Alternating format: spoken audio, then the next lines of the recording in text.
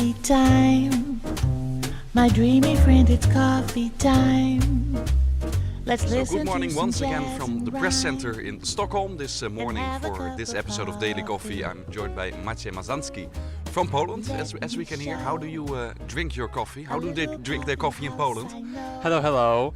I don't think there are many traditions around coffee in Poland. We just go to the Starbucks or coffee heaven and drink coffee. Same as in Australia and everywhere. And considering myself here in Stockholm, I really the coffee in the press center is not the best one. So I add a lot of milk, a lot of sugar, and then it's great.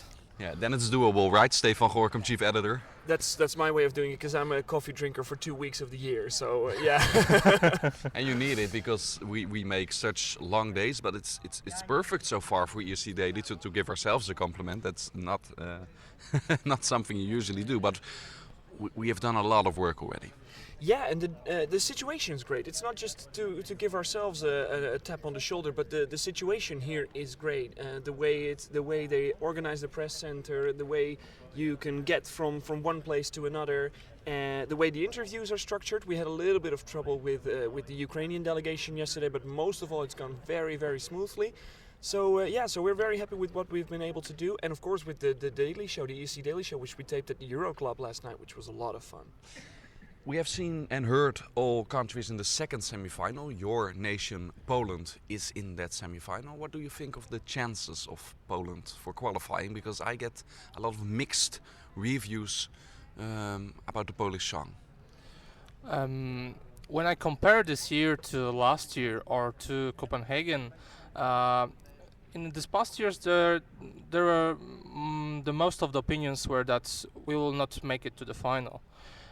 And this year I hear more opinions that we will be in the final, so that's why I'm positive about it, and I have this feeling that we can make it because of the performance. I think he's a great performer, and the song is really catchy, and it stays in your ears for a long time after hearing it.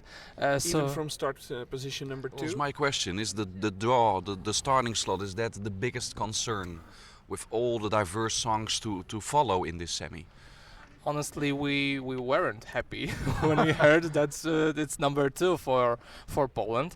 But I analyzed the statistics of qualifying from number 2 in semifinals in past years, and I was quite surprised. But most of the songs performing as a second one did advance to the final, so the odds are positive.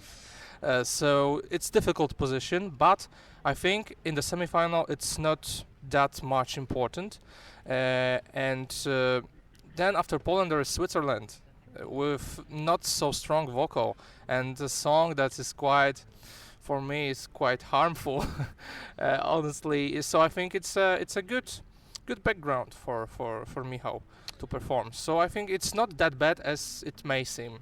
So Steve, the biggest rivals, the biggest contenders for Poland, but also for other nations in this tight second semi-final, what do you think? There's a lot of countries that will fight for a few places. In the first semi-final, I've already narrowed it down to 12. In the second, I'm still down to 14. So I haven't ruled out Ireland. I haven't been able to rule out Lithuania. And countries like these will fight for the lower spots in the semi-final. I have no doubts about countries like Ukraine, for example. So they're the best ones, and they're easily going to qualify. But for the lower spots, for place 9, 10, it's going to be a tough fight. Were you, Maciej, as impressed by your neighbors, Ukraine, as we were, because our blogs at ESC Daily and many others, we even see a potential winner in Ukraine? I've been extremely impressed by this performance, by her, by the thing that she's an artist, and the song that she's doing it's not just a pop song, but it has a deep meaning, and it's just artistic act. She's just true and real being on the stage, and that's what touch people's hearts. And in many cases, for example, Russia, it's another semi-final, but I think it's a good example. I think Sergei is just playing a role. He's acting. He's just doing this performance. But in my opinion, Jamala, it's something more. She's just herself, with her Is it whole the best- heart and soul. Is it the best we've seen so far, Steef? You said potential winner. For me, from what I've seen so far, this is the winner. Of course, the contest is not over, but until now, Ukraine is the winner for me. Of course, we're going to be looking forward today to see the second run through for semi-final 1, which has, of course, Russia, as you mentioned. I was not too impressed by Russia on the first run through. They might have improved today, so we're looking forward to that. But from what I've seen so far, it's Ukraine for me on number 1. Yeah, and of course we have the direct finalists like France, maybe Germany. Which we haven't seen at of all course. yet, that's true. About Russia, to wrap it up for today, could it be because they were such a high favorite before these rehearsals that the people here in the press center are taking it a bit too serious to write them off too soon? If you are such a big favorite beforehand, can it it wasn't that bad, right?